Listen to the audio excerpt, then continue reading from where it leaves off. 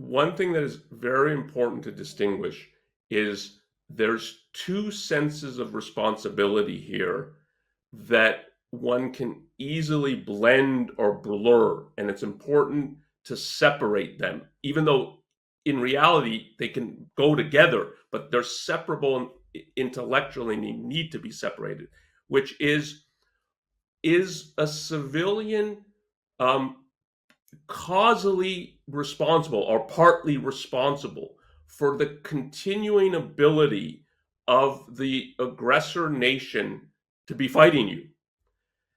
And are those civilians morally responsible for the place that they're in? And you can even think of it as the fact that they are causally responsible for helping the fight continue against you.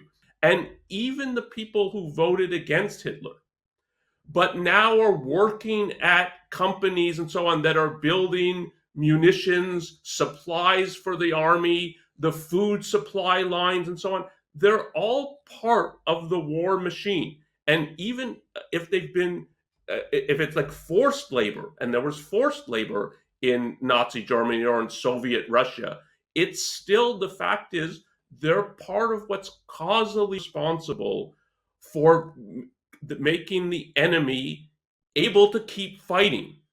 And if you're going to bring the enemy's ability and will to fight to an end, and if you're going to do it swiftly and at little cost to your own soldiers, and I think that's the moral responsibility of the government of any free nation. The government is an agent of its citizens. It's not a policeman of the world. It's not an agent of every citizen. It's an agent of its citizens. And particularly when it sends its soldiers to war, it's their agent, their representative. The government has to be doing everything to minimize the death of its own soldiers in the fight.